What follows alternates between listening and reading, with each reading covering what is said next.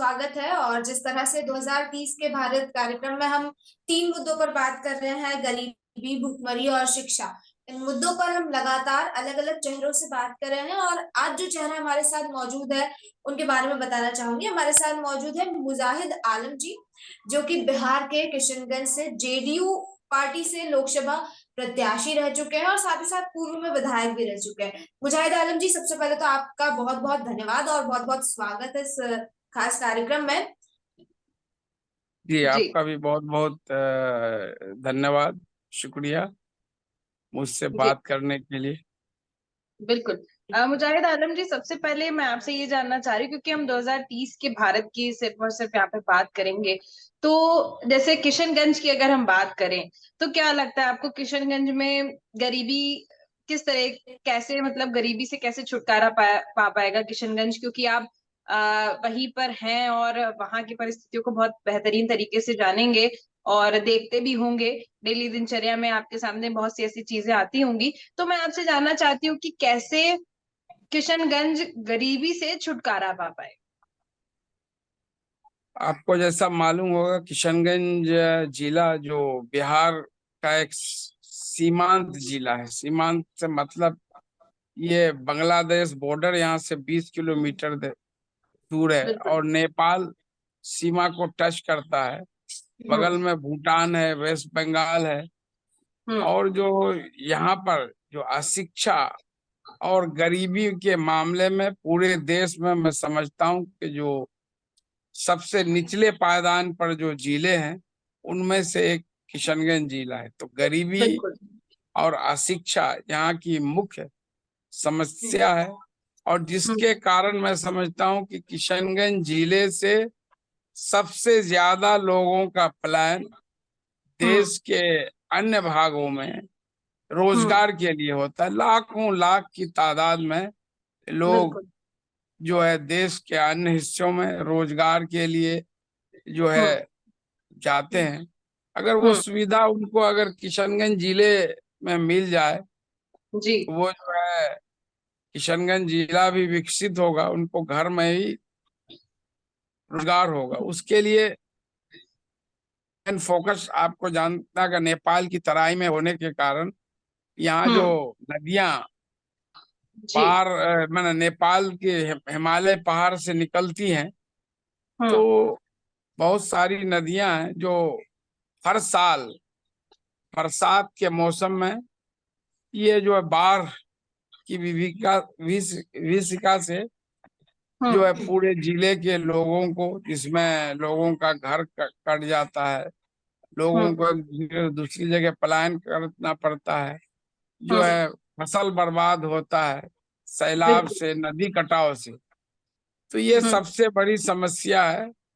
लेकिन और जगह जो दुनिया के जो विकसित देश हैं वहां जी पर वाटर मैनेजमेंट पर इतना काम किया गया है कि एक बूंद पानी भी बर्बाद जी वेस्ट नहीं होता है। हमारे यहाँ से जो पानी है वो बरसात के दिनों में जो सब निकल के बह के समुन्द्र में चली जाती है, और जो है सुखा और जो है सूखे के दिनों में, गर्मी के दिनों में सुखाड़ की स्थिति रहती है। तो इस पे अगर नदियों का अगर सही से मैनेजमेंट हो, ये जो नदियां जितने हैं आपको किशनगंज जिले में महानंदा से लेकर के मेची, कनकई, बूढ़ी कनकई जो नदियां हैं और सहायक नदियां हैं, जी डोब जो है, परवान, ये मुख्य नदियां, इनको अगर एक दूसरे से कनेक्ट किया जाए जी और इसके किनारे जो तटबंध बनाया जाए तो इस समस्या से लोगों को मुक्ति मिल सकती है। किशनगंज जिले में उद्योग धंधे नगण्य है। मेन जो है यहाँ के लोग, मैं समझता हूँ कि जो है 90% लोग जो है जो खेती पर, एग्रीकल्चर पर डिपेंड करते हैं। बिल्कुल। बिल्कुल बिल्कुल आप बिल्कुल, आप सही कह रहे हैं मुजाहिद।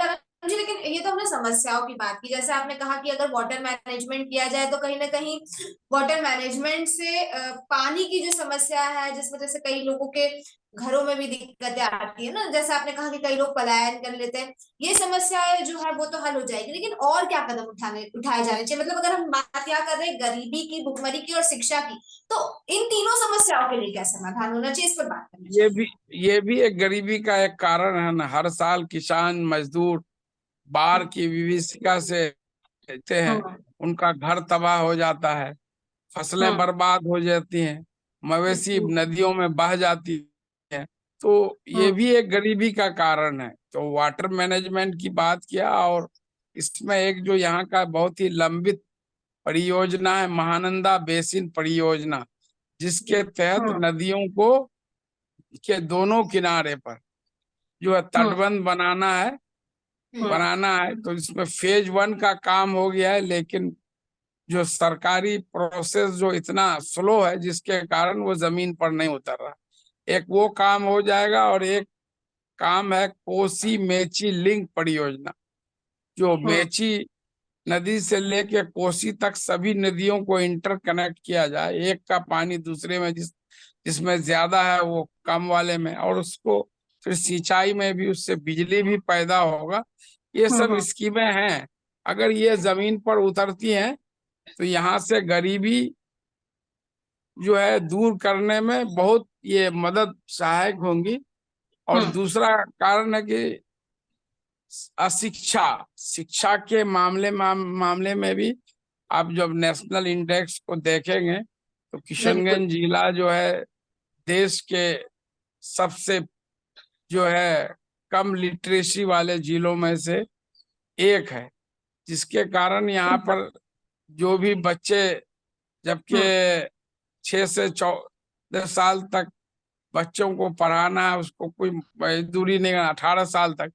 लेकिन आप देखेंगे कि यहाँ पर इतनी गरीबी है कि माँ हम्म बाप, उनको बच्चा 10-12 साल हो गया, उसको कहीं होटल में लगा दिया, किसी के घर में झाड़ू पोछा में लगा दिया। ये हम्म। टाइम उनके पढ़ने का, उसको जो है विकसित होने का, उसका मेंटल डेवलपमेंट होने का है, खेलने जी। कूदने का है। तो हम्म। ये भी अशिक्षा भी बहुत बड़ा कारण है। तीसरा, बिल्कुल। तो मैं पहले भी बताया कि लोगों का यहाँ पर बहुत बड़े पैमाने पर पलायन होता है। हमारे यहाँ बिल्कुल, के लोग, इसी से मैं आपसे एक सवाल करना चाहूंगी। जैसे अशिक्षा की आपने बात कही, पलायन की आपने बात कही, कहा कि किशनगंज सबसे नीचे आता है। मैं आपसे जानना चाह रही हूँ, इतनी पार्टियां आई गई, किशनगंज जिले पर किसी का ध्यान नहीं गया क्या? कोई ऐसा नेता नहीं निकल गया है क्या जो किशनगंज पे ध्यान दे? या आपकी तरफ से क्या कुछ ऐसा इनिशिएटिव लिया गया हो कि लोग एटलीस्ट जो नेता हैं, जो पार्टियां हैं, वो जागरूक हों और समझें कि किशनगंज को डेवलप करने की जरूरत है? क्या वहां के लोग नहीं डिमांड करते हैं कि किशनगंज जिला कुछ आगे बढ़ना चाहिए? क्या लोग भी अब नि- उसी ढाल में ढल चुके हैं? निश्चित रूप से आपने स्नेहा जी जो बात की वो बिल्कुल सही है। कि मैं पहले पूर्व में 2 बार एमएलए रह चुका हूँ। इस बार मैं लोकसभा का चुनाव एनडीए के जेडीयू पार्टी, जो माननीय मुख्यमंत्री नीतीश कुमार की पार्टी से चुनाव लड़ा था। किशनगंज हम्म जिला एक मुस्लिम बहुल जिला, 70% आबादी यहाँ हम्म मुसलमानों की है। तो हम्म यहाँ हिंदू आए माइनॉरिटीज में है। तो मैं हम्म बीजेपी के साथ गठबंधन था। मेरा एजेंडा फोकस था डेवलपमेंट, विकास और जनता की सेवा। हम्म और मैं पूर्व में भी विकास के मामले में अपने विधानसभा को बहुत ऊंचाई तक ले गया हूँ। हम्म लेकिन जो मेरे अगेंस्ट के जो पार्टियां थी, चाहे कांग्रेस हो, AIMIM, उन्होंने हम्म सांप्रदायिक आधार पर ध्रुवीकरण, उन हम्म वोटरों का ध्रुवीकरण कराने का काम किया, जिसके कारण जो है विकास और सेवा का एजेंडा जो है वो पीछे रह गया, और मेरी हार हुई। तो लोगों को भी बिल्कुल।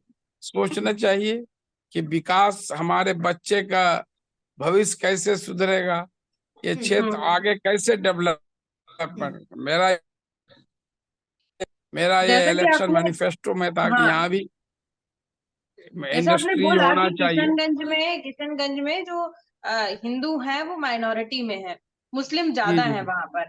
देखिए, जी जी। और ये पाया भी गया है कि जहां जहां मुस्लिम ज्यादा संख्या में है वहां अशिक्षा ज्यादा पाई गई है। मतलब कि क्या ऐसा, जैसे हम माइनॉरिटी में देखें तो बहुत से आते हैं, और भी जब हमारे इंटरव्यूज होते हैं तो मेरा एक सवाल हमेशा यही सामने रहता है कि आखिर माइनॉरिटीज में जो एक पर्टिकुलर मुस्लिम समाज है वो शिक्षा से इतना दूर क्यों भागता नजर आता है।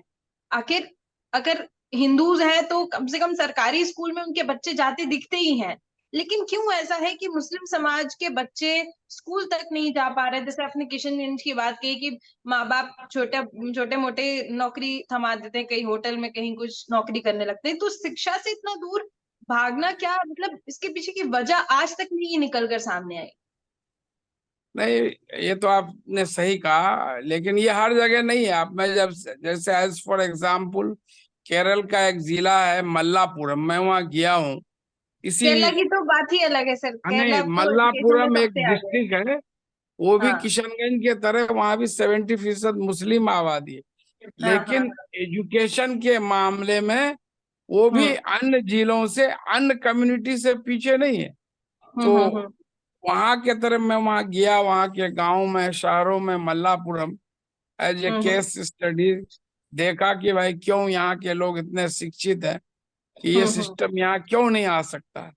तो लेकिन बिल्कुल। मैंने वहां पाया कि जितनी सरकारी हम्म इनिशिएटिव है हम्म। इलिटरेसी को रिमूव करने के लिए, उससे ज्यादा जो कम्युनिटी लेवल पर भी वहाँ वर्क हुआ है, तो बिल्कुल। सर के कारण लोग आपने शिक्षित हुए हैं।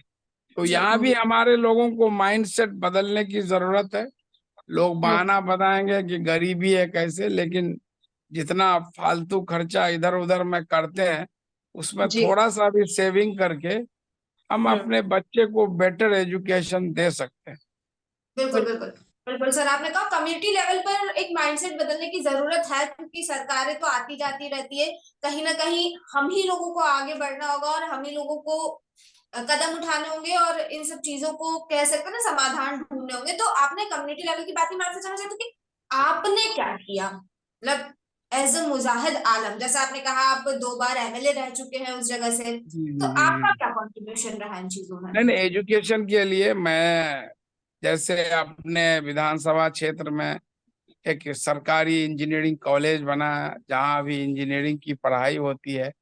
और हम्म अपने कोचाधामन विधानसभा में एजुकेशन के लिए, माइनॉरिटी एजुकेशन के लिए हम्म जो है जिला अल्पसंख्यक आवासीय विद्यालय, हम्म डिस्ट्रिक्ट माइनॉरिटी रेजिडेंशियल स्कूल, जहाँ हम्म पर सिर्फ 60 करोड़ से इनकी बिल्डिंगें अभी बनी है। अभी 152 टीचर्स की बहाली हुई, पदों की, टीचिंग नॉन टीचिंग, और जी। बहुत जल्द यहाँ शुरू होगा, हम्म जिसमें पूरे जिले के हम्म 100, इसमें 50 गर्ल्स, हम्म 50 बॉयज को जो एक हम्म टेस्ट के एग्जाम के तहत सेलेक्ट किया जाएगा।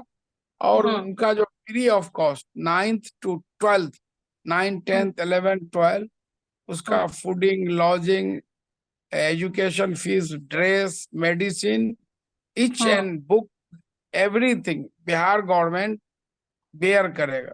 उसको बनवाने का काम किया। उसी तरह जीएनएम बना है यहाँ पर। उसी तरह हम्म लड़कियों के लिए जो है हमारे ही क्षेत्र में भेड़ियाडांगी में जो है, हम्म जो ये बनाया गया है आईटीआई पॉलिटेक्निक। हम्म उसी तरह जो है हम हमारे ही क्षेत्र में अलीगढ़ मुस्लिम यूनिवर्सिटी, आप जानती हैं, जो बिल्कुल। अलीगढ़ में है, उसका ब्रांच के लिए हम लोगों ने नीतीश कुमार से ये करके जो हम्म है जमीन भी दिलाया बिहार गवर्नमेंट से, और वहाँ हम्म पढ़ाई भी शुरू हुई। लेकिन हम्म केंद्र सरकार से फंड नहीं मिलने के कारण, मामले को जो एनजीटी में फंसने के कारण हम्म। वो बदहाल है, वो फुल फ्लेज नहीं हो पा रहा है। मतलब कुल मिलाकर अगर दूसरा, कोई इनिशिएटिव लिया जाता है तो कहीं ना कहीं कुछ अड़ंगे आ जाते हैं, उस वजह से वो भी पूरी तरीके से पूरा नहीं हो पाता। मैं आपसे ये जानना चाहूंगी, 2030 तक लक्ष्य मिला है भारत देश को गरीबी हम्म, खत्म करने का।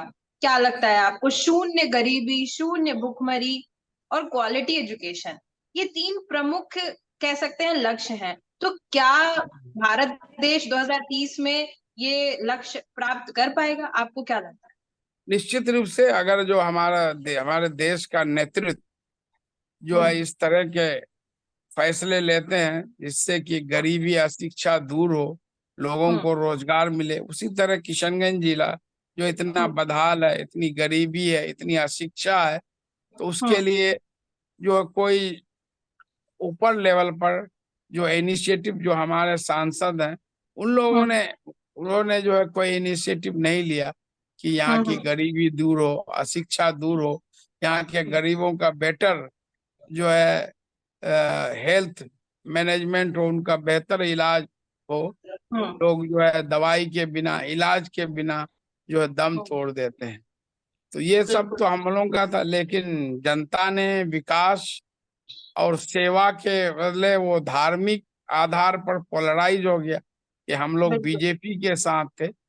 जो हमारे विपक्षी पार्टियां थी वो बीजेपी का डर दिखा करके जो है वो अपना जो है नैया पार कर लिए और हम लोग चुनाव कुछ वोटों से हार गए। जब तक लोग शिक्षित नहीं होंगे, विकास के बारे में, डेवलपमेंट के बारे में नहीं सोचेंगे, और जो है इस तरह से नेता लोग जो निकम्मे लोग होते हैं वो आखिर में वो धर्म हरा लेते हैं अपनी चुनावी नैया पार लगाने के लिए।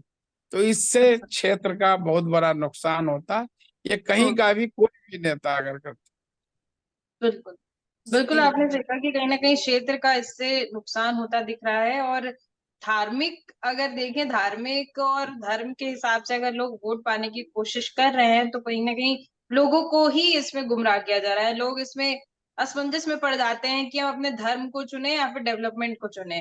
तो जैसा आपने कहा कि हम डेवलपमेंट पर फोकस किए थे, उसके डेवलपमेंट को बेस रख के चुनाव आपने लड़ा। तो मैं एक चीज जानना चाह रही हूँ, क्या किशनगंज की जनता जो है, किशनगंज की जनता को डेवलपमेंट नहीं चाहिए क्या?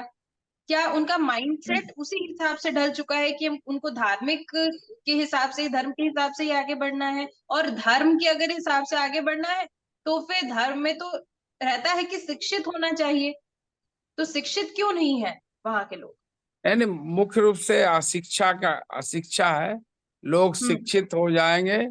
हमारे जो टॉप लीडरशिप पॉलिटिशियंस नहीं चाहते हैं कि लोग शिक्षित हो, जागरूक हो, लोगों की स्थिति सुधरे। उनकी लोग अगर एजुकेटेड होंगे, डेवलप होंगे, उनकी आय बढ़ेगी, तो इनकी जो दुकानदारी है ये तो बंद हो नहीं चल जाएगी। पाएगी। इसलिए बिल्कुल। लोगों को अंधकार में रखते हैं। यहाँ की जनता बहुत ही इनोसेंट है, इनको भी विकास चाहिए। लेकिन 5 साल ये विकास के लिए तरसते हैं। लोग जो है हाहाकार करेंगे कि बिजली की समस्या है, बाढ़ की समस्या है, शिक्षा की समस्या है।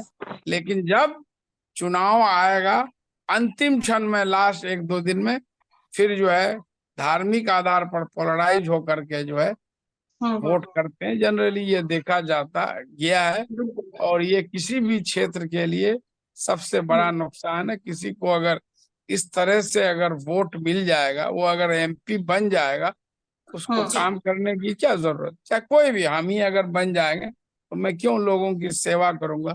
क्यों क्षेत्र के विकास के लिए सोचूंगा, क्षेत्र का विकास करूंगा? बिल्कुल बिल्कुल, आपने सही कहा कि कहीं ना कहीं धर्म के नाम पर वोट मिलना और राजनीति कहीं ना कहीं सीधे सीधे जनता के लिए काफी ज्यादा नुकसानदायक होता है, और फिर उसके बाद ये स्थिति होती है कि विकास नहीं हो पाता है क्षेत्र का। आपने एक और चीज कही कि जो पॉलिटिशियंस है वो ही नहीं चाहते हैं कि लोग शिक्षित हो, क्योंकि कहीं ना कहीं अगर लोग शिक्षित हो जाएंगे तो जो धर्म की राजनीति वाला कह सकते हैं हथियार अपनाया जा रहा है उनके द्वारा, वो कहीं ना कहीं हथियार काम नहीं आएगा। तो अगर पॉलिटिशियंस जो कि पावर में बैठे हैं वही नहीं चाहेंगे कि लोग शिक्षित हो और देश में अच्छी शिक्षा मिले, तो फिर 2030 का जो लक्ष्य है, 2030 तक जो क्वालिटी एजुकेशन चाहिए देश को, ये 2030 तक ये जो लक्ष्य हासिल करना है वो कैसे हासिल होगा? नहीं हो पाएगा। आप देख रही हैं कि अभी वर्ल्ड के टॉप 200 यूनिवर्सिटीज में इंडिया का एक भी यूनिवर्सिटी नहीं। जब तक उस पर ज्यादा फोकस नहीं करेंगे, उस पर इन्वेस्ट नहीं करेंगे, एजुकेशन को रिफॉर्म नहीं करेगी, तब तक जो है ये संभव नहीं है। सिर्फ हम वादे कर लेंगे और उसके लिए कोई काम नहीं करेंगे। किसी भी देश को विकसित करने के लिए सब उसका बैकबोन है एजुकेशन। जब तक हम एजुकेशन सिस्टम को ठीक नहीं करेंगे तब तक जो है ये लक्ष्य पाना मैं नहीं समझता हूँ। आज इंडिया में टैलेंट की कोई कमी नहीं है, लेकिन हमारे यहाँ से जितने भी टैलेंट है वो कहाँ चले जाते हैं? America, England. ब्रेन ड्रेन की थ्योरी है अपना, सब हायर स्टडीज के लिए, बेटर फ्यूचर के लिए। मेरे बहुत सारे फ्रेंड्स आज एनआरआई हैं, अमेरिका में, इंग्लैंड में, कनाडा में है। उन लोगों ने आईआईटी से जो है डिग्रियां ली और उसको बेटर अपॉर्चुनिटी मिला, बेटर फैसिलिटीज मिला, वहाँ बेटर स्कोप मिला, तो वहीं चले गए, आज वहाँ बस गए हैं वो लोग। बिल्कुल बिल्कुल बिल्कुल। और ये होता नजर आ रहा है कि बहुत से युवा भी आजकल भारत देश में पढ़ना नहीं चाह रहे हैं, बाहर जाके पढ़ाई करना चाह रहे हैं। एक बात इसमें और निकल के सामने आती है कि भारत की जो इंडिया की पढ़ाई है उसका कुछ अलग मायने हैं। सिर्फ एग्जाम के बेसिस पे यहाँ पर पढ़ाई होती है, प्रैक्टिकल चीजें कम होती हैं। बाहर बाहर के जी जी, देशों में निश्चित रूप से। प्रैक्टिकली चीजें ज्यादा इम्प्लीमेंट की जाती हैं, तो वहाँ की पढ़ाई लोगों को ज्यादा इंटरेस्टिंग लगती है। इसलिए भारत देश के युवा जो मैक्सिमम है अपनी मास्टर डिग्री करने के लिए हमेशा, या बैचलर डिग्री 12वीं के बाद लोग बच्चे जो है वो बाहर चले जाते हैं। लेकिन कहीं ना जी कहीं जी जी। यहाँ पर भी सुधार करने की जरूरत है। ऐसे तो फिर भारत का जितना भी युवा है दूसरे देश में जाके बस जाएगा, तो फिर वहां की डेवलपमेंट ज्यादा होगा, इंडिया ऐसे ही दबता जाएगा। एक आखिरी सवाल मेरा रहेगा आपसे कि अभी जैसे कि आपने लोकसभा चुनाव लड़ा और वहां पर आपने कहा कि हार हुई, लेकिन आपने डेवलपमेंट को लेकर फोकस किया था। तो डेवलपमेंट को लेकर जो भी आपके मायने आपने निकाले थे कि हम इन बेसिस पे काम करेंगे, क्या अभी भी आप उसी पर अडिग हैं? 2030 के भारत में जैसे लक्ष्य मिला है, तो आपकी तरफ से मैं क्या कंट्रीब्यूशन देख पाऊंगी 2030 के भारत में, कि जब 2030 के भारत के लक्ष्य की प्राप्ति हमको दिखने लगे कि हाँ भारत में सुधार हो रहा है, तो उस वक्त मैं मुजाहिद आलम जी से उनका भी कंट्रीब्यूशन सामने दिखाऊंगी कि हाँ मुजाहिद आलम जी ने 2030 के भारत में गरीबी, भुखमरी या शिक्षा में अच्छा स्तर पाने के लिए कुछ ऐसे काम किए। तो आपकी तरफ से और मैं क्या इनिशिएटिव देख सकती मैं तो अभी इसी इस पर मैं न कोई जनप्रतिनिधि हूँ, लेकिन हूँ? अपने तरफ से मैं जहाँ भी जाता हूँ, एजुकेशन पे जो भी सेमिनार वगैरह आता है या गांव में जाता हूँ, जो हम्म रिलीजियस हमारे जो धर्म गुरु हैं उनको भी क्या कहता हूँ कि जो हम्म है आप जो है लोगों को जो है प्रेरित करें शिक्षा के जी तरफ, कि पहला काम यही है कि जो हम्म है हम अपने बच्चों को हम्म शिक्षित करें और बेटर से बेटर जितना हम अफोर्ड कर सकें जो हम्म है दूसरी चीजों में इन्वेस्ट करने से बेहतर है। तो अभी हम्म तो मैं यही कर सकता हूँ। और आप जानते हैं कि बिहार में माननीय मुख्यमंत्री की सरकार है, एनडीए की हम्म सरकार है, नीतीश कुमार जी जी के नेतृत्व में उनसे जुड़ा हुआ हूँ मैं, पॉलिटिक्स में उन्हीं से प्रेरित होकर आया हूँ। तो हम लोग अपने ओर से भी चुनाव जरूर हारे हैं। जो बेसिक चीजें ये हैं मैं ये जो थोड़ा सा कटाक्ष रहेगा, लेकिन बिहार के लिए जितने भी नेता हैं सब कहीं ना कहीं बिहार की जनता को मूर्ख बनाते हैं। इतनी सरकार आई गई बिहार की जनता को, क्योंकि मुझे नहीं पता क्या समझते हैं नेता लोग, लेकिन हमेशा मूर्ख बनाने की कोशिश करते हैं। बिहार एक ऐसा राज्य जहाँ पे अगर किसी बच्चे ने पढ़ाई कर ली तो आईएएस अफसर या किसी कंपनी में अच्छी पोजीशन पे ही आपको दिखेगा। आईएएस या ऑफिसर जितने भी हैं सब अच्छी अच्छी पोजीशन पे दिखेंगे, लेकिन यहाँ पर सिर्फ अशिक्षा होने की वजह से, डेवलपमेंट नहीं होने की वजह से, इंडस्ट्रीज नहीं होने की वजह से बिहार ऐसे पिछड़ा दिखता है। अब ये कब आगे जाएगा और कब इसका डेवलपमेंट होगा, ये आगे अब देखते हैं कैसे। क्योंकि जैसे आप भी कह रहे हैं कि एनडीए की सरकार है, नीतीश कुमार जी साथ में है, तो अब देखते हैं। नीतीश कुमार जी ने खैर किया है। बहुत कुछ किया है। बिहार जो एक बीमारू राज था, जो हम्म उसको पिछले 18 सालों में आज हम्म बिहार जो है देश का सबसे तेज गति से तरक्की करने वाला राज्य बना है। हम्म और बिल्कुल महिला ठीक है। आगे सशक्तिकरण जितना काम बिहार में हुआ, देश के किसी राज्यों में नहीं। बिहार में आपको मालूम है 26.2% महिलाएं पुलिस की नौकरी में, ये देश के किसी राज्य में नहीं। तो मुख्यमंत्री हमेशा एजुकेशन पर ज्यादा फोकस किए हैं, विकास बिल्कुल पर फोकस किए हैं। और जो बिल्कुल महिला सशक्तिकरण, जब आधी आबादी महिलाएं हैं, वो जब आगे नहीं आएंगी, वो जब मजबूत नहीं होंगी, तो हम बिल्कुल जो है एक विकसित राज्य या विकसित राष्ट्र की कल्पना नहीं कर सकते। जी बिल्कुल बिल्कुल, आपने सही कहा। और आगे देखते हैं कैसे विकास होता है, 2030 के भारत का लक्ष्य कैसे प्राप्त होता है। और जैसे कि 3 प्रमुख मुद्दे हैं, गरीबी और भुखमरी, साथ ही साथ अच्छी शिक्षा, तो इसको लेकर कैसे काम होता है बिहार में, वो देखने वाली बात होगी। और अगर मैं पूरे देश की बात करूं, तो पूरे भारत देश में किस तरीके से 2030 के भारत को लेकर काम होगा, ये अब आगे चल के तो समय ही बताएगा। बहुत बहुत धन्यवाद मुजाहिद आलम जी, हमारे साथ जुड़ने के बहुत लिए बहुत और ये चर्चा करने के लिए।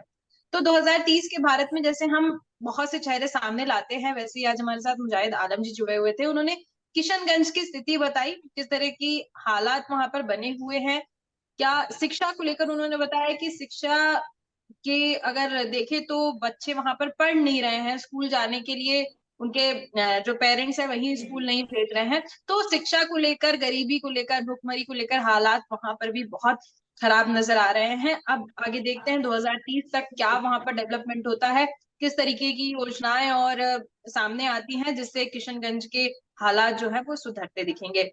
तो बिल्कुल। और एक पॉइंट मैं यहाँ पर हाईलाइट करना चाहूंगी, मुजाहिद आलम जी ने भी एक पॉइंट कहा था, हालांकि उसके ऊपर मेरा सवाल भी आया था, और मैं फिर से एक बार वही पॉइंट हाईलाइट करना चाहूंगी कि जो देश के राजनेता है वो शिक्षा की तरफ ध्यान नहीं दे रहे हैं। ये बातें सामने निकल कर आ रही है, और कई लोगों से जब हम ग्राउंड पे जाते हैं तभी भी ये सुनने में आती है कि शिक्षा की ओर ध्यान नहीं दिया जा रहा है। जब शिक्षा पर ध्यान दिया जाएगा तो गरीबी और भुखमरी कहीं ना कहीं अपने आप कम होती नजर आएगी। तो सबसे बड़ा जो बिल्कुल टारगेट होना चाहिए वो क्वालिटी एजुकेशन पे होना चाहिए, और क्वालिटी एजुकेशन की तरफ पॉलिटिकल पार्टीज को भी और राजनेताओं को भी, सभी को ध्यान देने की जरूरत है और काम करने की जरूरत है, क्योंकि ये जो शिकायत है शिक्षा को लेकर वो लगातार सामने आ रही है। बिल्कुल बिल्कुल, आगे भी हम आपके सामने कुछ ऐसे ही चेहरे लाते रहेंगे और उनसे बात करेंगे और जानेंगे कि 2030 तक भारत देश की स्थिति कैसे सुधरेगी, क्या क्या ऐसी योजनाएं और क्या ऐसे समाधान सामने आ सकते हैं जिससे 2030 के भारत के लक्ष्य जो है वो प्राप्त होते दिखेंगे। धन्यवाद।